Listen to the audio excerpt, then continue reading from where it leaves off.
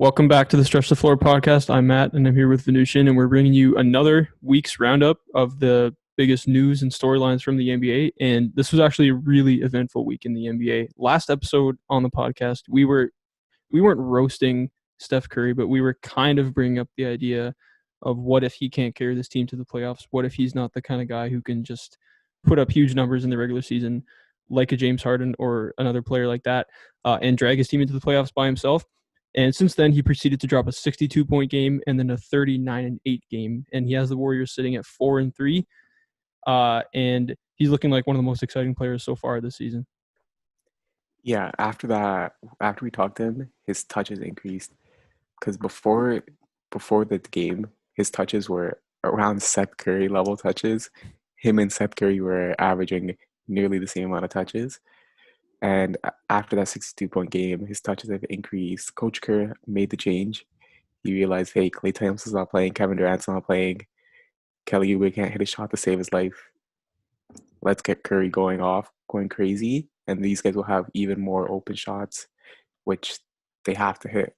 And they've been improving too. Like Kelly Oubre and Andrew Wiggins have been playing better because Steph Curry's going berserk, and the shots are getting more and more open. Another interesting ad, Draymond Green. He's obviously back. Can't really judge the Warriors without him because he's so vocal. He's telling James Wiseman, go set a pick there, go set a pick here, rotate there. We see it. He can't score a ball. He gets air balls from threes. He completely awful, but he's what you need on a team that has two 15-plus scorers, Steph Curry and Wiseman, who could be a 20-point scorer. Just somewhat glue guy, perfect guy, and they look like a 7th or 8th seed again. Yeah, this has always been true, but I think especially this year, like looking at the box score for Draymond, you're not going to think he's one of the most important players in the league. He's dropping triple singles. Sometimes he's dropping like 1 point, but I don't think it's a coincidence that he comes back and this team starts winning again. And speaking of Wiseman, Wiseman's been continued to be really good so far. I think he's still comfortably probably in first for Rookie of the Year, maybe with Tyrese Haliburton, who's also been really good. Yeah. But yeah, this team is looking like a comfortable 8-7 seed, which is where we both kind of had them coming in. So it's nice to know that that our fears about Steph Curry were definitely premature. Yeah, Draymond's season high in points is 5 points. Yeah. Like, he really can't score the ball. First game, he didn't score at all. Second game, he scored 1 point from the free throw line. And then his high scoring game was 1-3 and 2 free throws. But he's just contributing everywhere. And his effect on Steph Curry, like getting the ball out of Steph Curry's hands so he could be the playmaker, has made Steph a better player. Like, we could clearly see Steph's the best moving off ball. Yeah. And we all knew Wiggins and Oubre were going to have some positive regression because they weren't just going to continue shooting like that, and they've been a lot better recently. And this team is just starting to look like it makes more sense together. That just Steph played 5-6 games last year. Mm-hmm. It's going to take him some time to get back into rhythm. Draymond Green, the new roster, it looks really good, and they. I don't know how many games they're actually going to win this year because I still don't love their roster compared to some other West teams, but they're going to be a tough out every night. And yeah, I think we were definitely probably overreacting when we were questioning Steph Curry's ability to get them into the playoffs. Yeah, but you said James Wiseman is still the Rookie of the Year. I don't know about that because his points have tailed off. They have. He's had 1 double-double. He's not the greatest rebounder. He's averaging around 11 and 6. And LaMelo Ball is really coming for that starting spot. Okay. So I think I predicted LaMelo to win Rookie of the Year. And once he gets that starting spot, which should be in a week, I'd be surprised if it takes more than a week. It's his reward to lose. Like I said, like, he's looking amazing. He got his first flop warning from the league. Yeah. Because he flopped on a Ben Simmons drive. He tweeted on Twitter that, hey man, that guy's huge. Everyone's loving him. Charlotte fans are loving him. They gave him the nickname Melon. They love him on the subreddit. He's going to be amazing. He's getting the points. He's getting the stats. And Gordon Hayward's helping him out a lot too. So it's going to be a close race between those two. Yeah, and Tyrese Haliburton, whose numbers don't really jump off the page, but he's been really really good for the Kings. And LaMelo, he's gonna get votes just because he's so fun to watch. Even if he Yeah. puts up like a 3 for 20 some nights, he's just so fun to watch. And just the energy he brings to the game. You're right. Yeah, I mean, he is going to win that starting spot at some point, but Terry Rozier is, if he has anything to say about it, it's not going to happen because he's been really really good this year, going off. Hey, it might be Devontae Graham taking the back seat. Yeah, yeah, yeah. That's definitely something to keep an eye on. All right, so moving on. I think actually, like in the news this week, not just storylines. Michael Porter Jr., both Michael Porter Jr. and Kevin Durant have missed a few games and are going to miss a few more games this coming week due to contact tracing. Didn't seem to have much of an effect on the Nets because they blew out. They won their game by like 30 points last night against Yeah. Utah.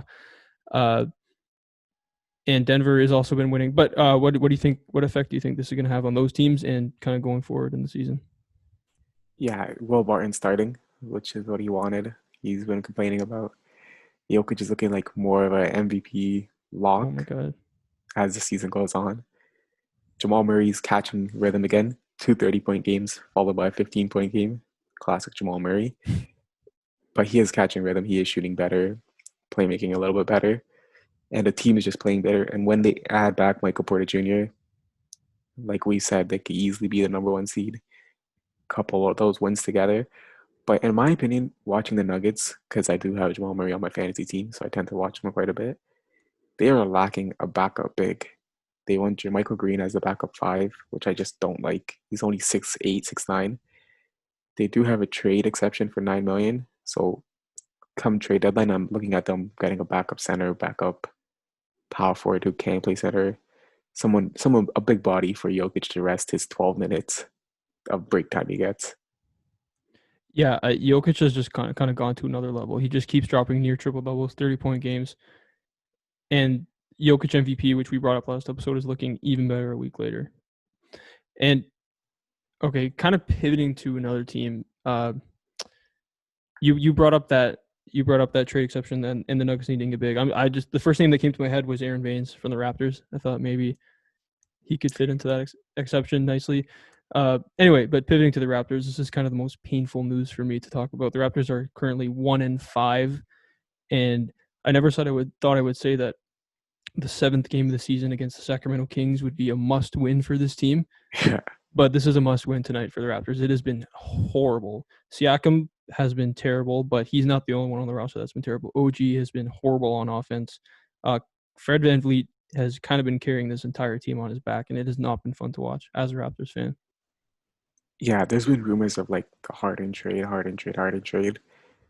But Siakam kind of playing his way out of the trade. We said either Siakam plays to a level where, man, should we just keep Siakam for like 5 years rather than get Harden for just 2 years, and that becoming a discussion. But now it's a discussion where it's like, is Siakam and picks even worth Harden? Like, is he that all NBA second player that we saw? No, not at all. Not even And close. the team that was rumored to get Siakam was the Nuggets. It wasn't the Rockets.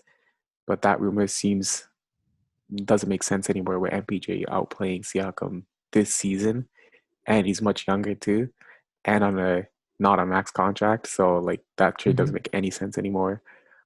The more trades that seem reliable, even though they're not rumored, is Kyle Lowry getting shipped out. He is 35 years old. Going back to his hometown of Philadelphia might be a possibility. But yeah, this Raptors team, we had them as an 8 seed. We got a lot of dislikes on one of our videos for it. We kind of changed our opinion and put them as a 6 seed, listening to the fans, hearing what they had to say. But man, an 8 seed or a 6 seed, Raptors fans would be ecstatic to hear that. This seems like a Cade Cunningham type of year. Fade for Cade. Let the team suck. Trade Kyle Lowry. Fred VanVleet, OG, Siakam, Cade Cunningham. That's what it seems like the bright future of the Raptors right now. We might have been being too generous, Mhm.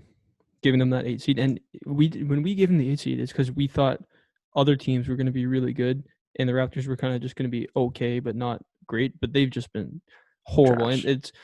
Siakam's struggles have been more than just him on a cold streak. Yeah, he's not shooting the three well. That's probably going to improve a little bit, and he'll Yeah, start putting up like 18-point games pretty consistently. But is that really what you need from your max guy? It's so obvious the league has figured out like his spin move. He can't spin move. he does I haven't even seen it once this entire year. He can't get into the paint. He's averaging like one free throw a game. He literally can't get into the paint. The only way he can score is by making threes, and he's shooting 30% on threes right now. He's Yeah, been pretty much a complete non-factor. Sometimes he scores on the fast break, but the Raptors have not been defending that well, so they haven't been getting a ton of fast breaks. Uh, yeah, it's probably too premature to say that he has no trade value, but it's every game that goes by, it's it's really not decreasing. looking good.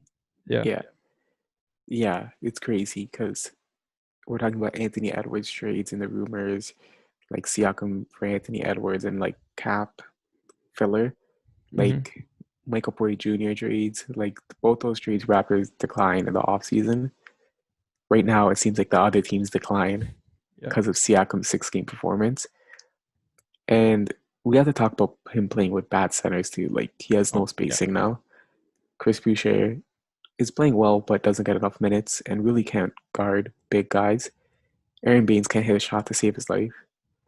Alex Len seems like the savior right now, and that's kind of pathetic to say. Uh, Matt Thomas doesn't play for this team at all. Uh, I don't know what Nick Nurse is doing. He only cares about defense. He plays Stanley Johnson too many minutes, and he doesn't care about offense. And they're bottom ranked in the league on offense, or 29th. Man, if you keep prioritizing one side of the court over the basketball game, you're gonna suck. Matt Thomas should play. Terrence Davis should play. Stanley Johnson shouldn't play. Alex Len should get more time. Aaron Baines should get less time. Chris Boucher probably should start. These are all coaching decisions, which I think Nick Nurse will make, and I think it will happen sooner than later. So we have to judge this Raptors team after those changes are made and give them another like 15 games before all Mhm. these trade rumors start going crazy. Yeah, I think Nick Nurse might still be in like championship mode. It's like if Yeah, you can't play on both ends, you're not playing for this team. But that can't be the expectation. I think you just need the best players on the court at all times, and Matt Thomas is probably one of those best players because if he plays 25 minutes a night, I think he's going to hit at least two or three threes. He's he's one of the best shooters in the league, yeah, uh, just pound for pound. And yeah, I don't know if I'll go as far as saying Cade Cunningham. I don't know if they're going to get the number one pick in the draft, yeah, but I hate to say it, but yeah, you could be right. Kyle Lowry could be traded this year if this team keeps losing like this. Two tries couldn't even beat the Pelicans. It got dismantled by the Celtics without Marcus Smart, uh, and Kemba. and Kemba Walker, of course. If they don't beat the Kings tonight, I don't even know what I'm going to say. The Kings have not been good. If they don't win this, like the season could be over already. Yeah, and this is a matchup that's kind of tailor suited for them with two small Yeah, guards playing against two small guards. yeah, And when that happens, Raptors should have a good advantage because you have Fred VanVleet, probably your best defender, on Buddy Hield, by far their best offensive player. De'Aaron Fox is guarded by Kyle Lowry. Like those are good two defensive matchups for the Raptors. And Buddy Hield's not the greatest defender, and the hottest player on the Raptors is yeah, Fred VanVleet. So yeah, if this matchup loses, it's gonna be a big hit for the Raptors. yeah. And this is the kind of game where last year, a year ago, I would have been like, "Hey, this has the feeling of a Siakam 40-point game. There's no one Yeah, guy on this roster who can match him." But I'll be happy if Siakam scores 15 on like decent shooting. It's gotten to that point. It's really bad. yeah. I'll be surprised if Siakam scores 30 points anytime Oh, this season, I honestly completely agree. which is which is a shocking thing to say. Yeah, yeah. Okay, I think we got to move on. Um, I mean, okay. Well, actually, one more thing on that. You brought up that Michael Porter Jr. trade. I'm just I think it's become clear at this point that Siakam cannot be the number one guy, even on a team that makes an 8 seed. At Yeah, least if he's not playing like this. If he improves a little bit, gets better in the paint. I don't know. Um, but what about him as like a second or third option playing with like a Nikola Jokic and a Jamal Murray? Because Jamal I Murray. think I think he'd be perfect on that team. He could probably focus more on defense. He would get a lot of open shots. he could just play off the ball and cut, and he'd be the third option the defense would be worrying about. So I think that would honestly kind of be a perfect fit for him. Now, would he be a better fit on that team than Michael Porter Jr.? I'm not sure, but that I can see him fitting really, really well on a team like that. Yeah, I just can't see them doing that straight up. Maybe we'd have to attach OG. And then we're talking about when the Raptors do it. Yeah, it's just straight up Michael Porter Jr.'s trade value is just significantly higher right now, Yeah. 1-for-1. So it's kind of interesting to do. And their contracts are so Oh different. no. Like Max versus like a $6 million contract. Yeah. So it's going to be tough to do because you have to attach so much around it. Yeah. All right. So kind of another team that's kind of having the opposite kind of buzz around them is the Knicks, and they're 4-3. Julius Randle is kind of playing like Nikola Jokic of the East and dropping Yeah, near triple doubles. RJ Barrett has actually been pretty good for the most part of the season. yeah. Alfred Payton's been good. Emmanuel Quickly has looked pretty good. Are the Knicks real? I don't think so. Like, the question's not even if the Knicks are real. It's just Julius Randle real because he's doing everything for this team. He's the point guard. He's the power forward. He's the main scorer. He's the main rebounder. Like, he's basically like a LeBron James level player when he was on the Cavs. Like, he's doing absolutely everything. And man, like, I can't even see him being on this roster past the deadline day.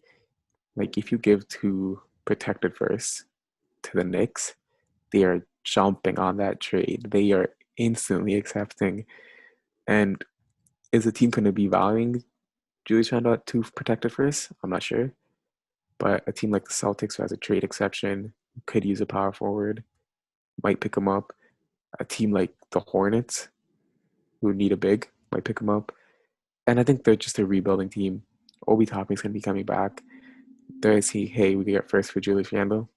They might just do it. And yeah, I just can't see this team staying together like this, where it's even like worth thinking about a playoff spot. No, I completely agree. The Knicks, I don't know if they're real or not. The question is Randall real? And if he's still playing like this come the deadline, that is just a Two dream firsts. come true Yeah. for the Knicks. If he's still averaging these playmaking numbers, that to me is more than just a hot streak, more than him just kind of Okay. playing well. That's just him putting in the work and changing his game, becoming more of a facilitator, with less tunnel vision, which was always an issue for him. And yeah, if they can get two protected first for Julius Randle and give Opie Toppin a lot of minutes post deadline, that is just a perfect scenario for the Knicks, because realistically, if they get into the playoffs, it'll be an 8 seed and they're gonna get swept by the Bucks or swept by the Celtics or swept by The the Nets. Nets, whoever.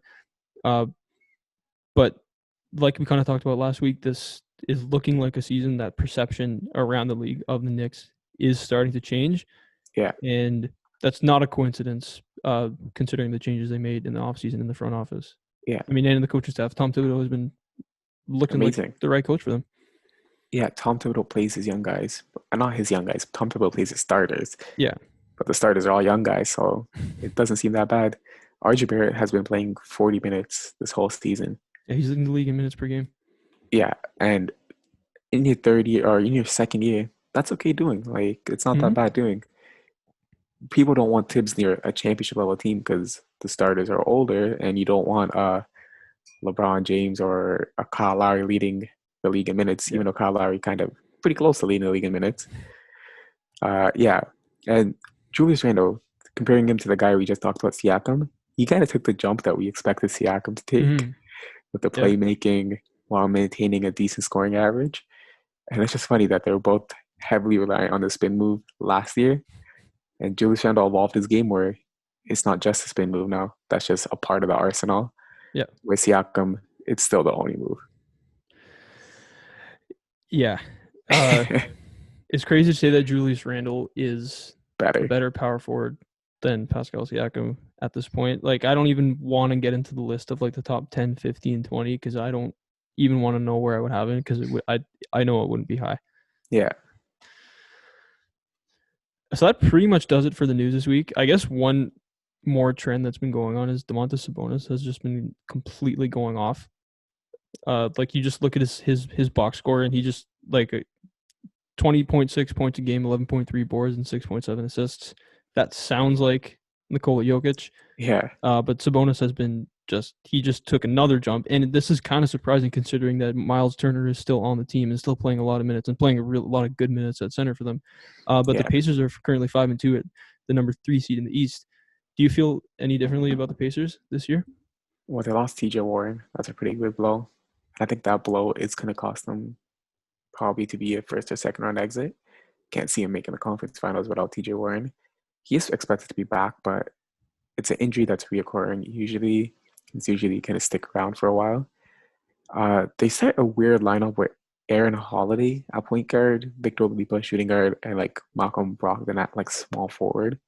Really like positionless basketball where they have like three point guards slash shooting guards and then two centers. It's a really positionless basketball. It's really weird because they're really small in the backcourt slash small forward spot, and then they're really big in their power forward and centers. Yeah. They're a different team than anyone else. Justin Holiday is giving them solid minutes, defense, threes, just doing the best they can for TJ Warren. And yeah, they're going to be a good team. They're probably going to be a top 4 seed. They're probably going to win their first round matchup because Victor Oladipo looks like he's back to who he was, and looks like he's better defensively too, which is pretty good. Yeah. And then Miles Turner is also amazing defensively. They look like a good defensive team, good offensive team. Second round exit, maybe a conference finals. I just can't see it though. I mean, no one in the East, kind of in the league, actually has been super consistent. So I can, if that stays the same in this really, really weird year, I can maybe see them sneaking into a conference final. I think. Do you still feel like they need to break up those bigs, or are you kind of feeling better about the fit at this point? I'll still break it up. Yeah. Like at the end of the day, like how you've capped on potential here. You're not going to win a championship, so take your risk, change it up, see how Sabonis holds it down. And man, I like Aaron Gordon a lot, and I think his playmaking added to this team with his defense quickness and switchability, Yeah. it's kind of worth the trade. But obviously, they would have to get a third team involved that wants Miles Turner. Yeah. Yeah, because the Orlando is not taking another Getting a big. center. That's not happening. All right, so I think we will end this episode like we always do by talking about fantasy. My team hasn't been doing as well as I had hoped, but I made a couple of pickups this week, which I'm hoping are going to kind of turn this around for me. One of those is Peyton Pritchard, who's actually been like kind of low key, maybe the 4th best rookie of the season. Yeah. He's playing real minutes for the Celtics. He's kind of an amazing scorer. He's kind of like really good. In Kemba's absence, and Jeff Teague has missed a little bit of time. He's kind of held down the fort for them. He's been really good, and I'm hoping that continues. I don't know how many minutes he's going to get in the coming weeks, but yeah, he's been really impressive. Yeah, I like what he's doing. He was killing the Raptors. Best game of his career so far. Yeah, he was absolutely killing them with Smart out, Teague out, and Kemba out. Yeah, he was like their point guard. He was killing them. Him and Jason Tatum were looking like an unstoppable duo. Yeah, but we'll talk about that later. But Justin Holiday, that's the guy who I picked up. I talked about him. He's a stock god. His nickname is Waiver Wire Robert Covington, and he is killing it. Steals, blocks, threes. Good guy that fills in the box score. Yeah. Luckily, I have Steph. Actually, I have both Curry brothers, and they've kind of been like amazing for me. Seth Curry is kind of another guy who's just kind of been under the radar, but amazing this year. He's averaging 15 and a half points, currently making 2.7 threes a game. So, like, I don't know how sustainable that is, but I mean, for fantasy and just for actual basketball and for Philadelphia, he's been kind of amazing. Yeah, they're the best team in the league right now, or record-wise. Yeah. 6-1. And yeah, the Harden trade seems less and less likely to Philadelphia if they keep playing like this. Yeah. They're going to at least give it a playoff run with this duo because this team, as expected, you surround them with shooters. Mm-hmm. They're going to be pretty darn good.